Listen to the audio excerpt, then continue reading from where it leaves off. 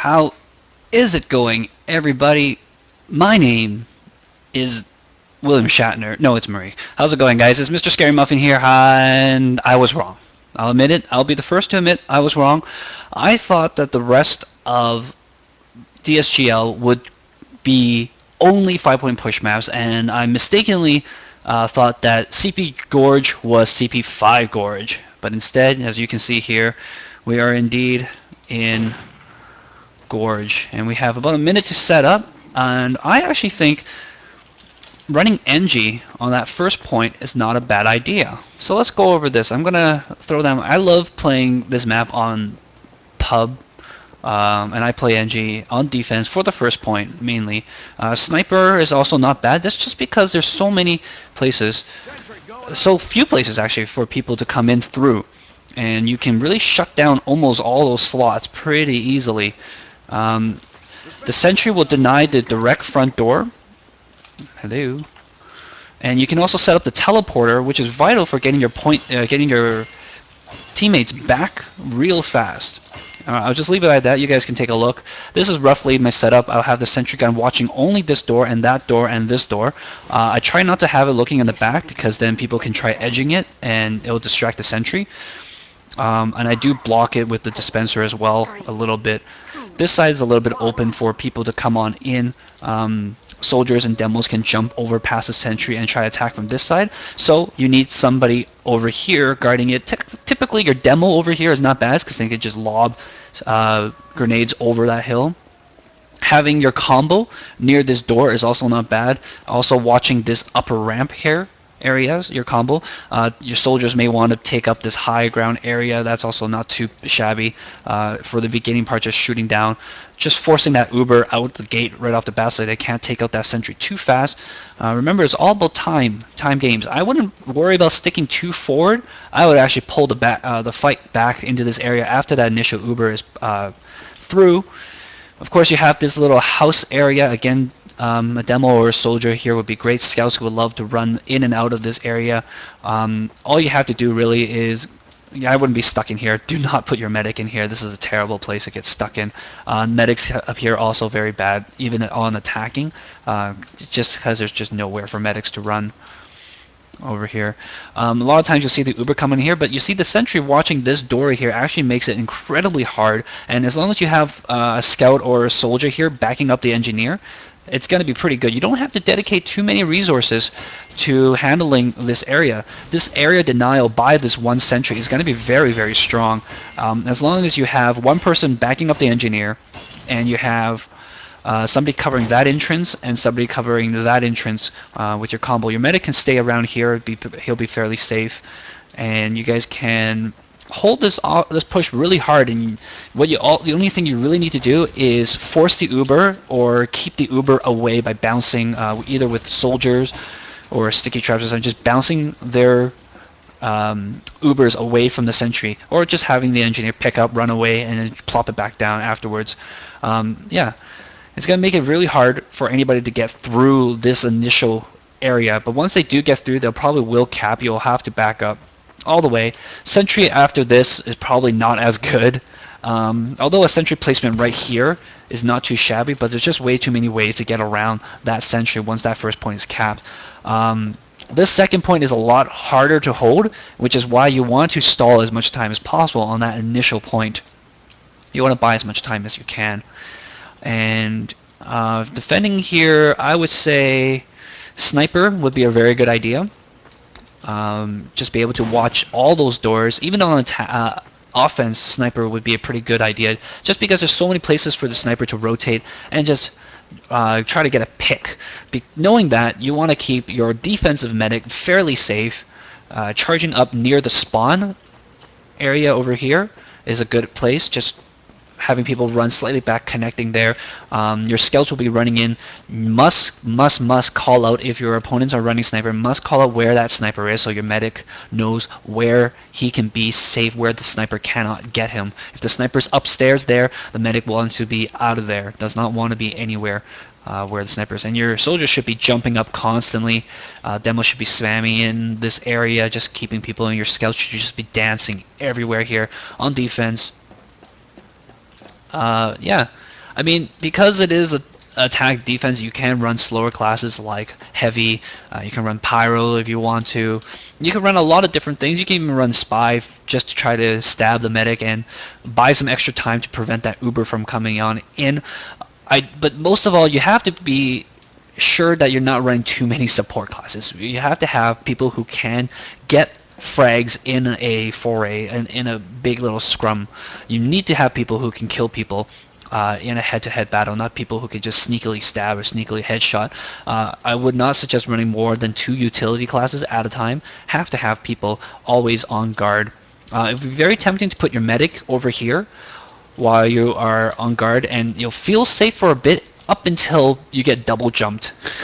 If your medic gets called out here, if it looks like they're getting themselves ready for a double jump, your medic just has to keep an eye out for where people are positioned. If they're ready to get jumped, just run a little bit back over here, and you can run into the spawn area as soon as they try to get you, and you'll be nice and safe. Yeah, the thing is that here all the attacking side really needs to do is get a couple of frags and then push in with Uber. So if you have people who are outside of the area trying to get picks and things like that, make sure you are getting those picks. Otherwise, on defense, you need to stay alive so that you can come back around and clinch behind them. If you can pick the medic, go for it. That's the only thing that I would say is worth trying for. Going against soldiers, going against other things is not as worthwhile. And you have to stay alive just so that the other team feels uncomfortable pushing on in, and you want to buy as much time. It's going to be a time issue because I'm pretty sure that nobody's going to have a perfect defense to and stop on time. There's just way too much time, way too many Uber opportunities.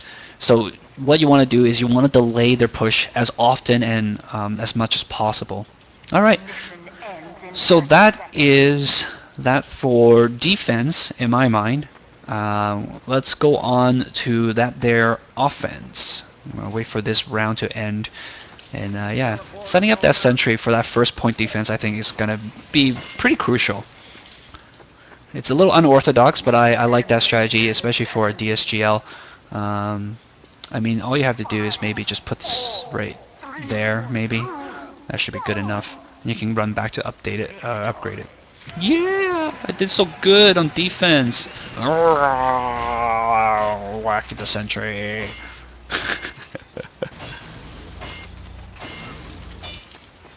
Okay, time for offense, and we got about a minute to go.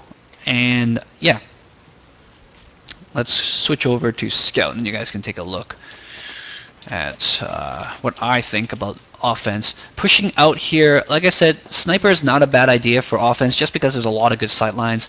But if you don't have anybody who feels comfortable, running a traditional setup is good. Running pain train on almost all your classes is probably a good idea, simply because it's unlikely for the opposing team to use that many scouts to harass you, and those of you guys who are comfortable pain training already shouldn't make too much of a difference. And I mean, demos get reamed by scouts anyways. Might as well just make it easier for them, right?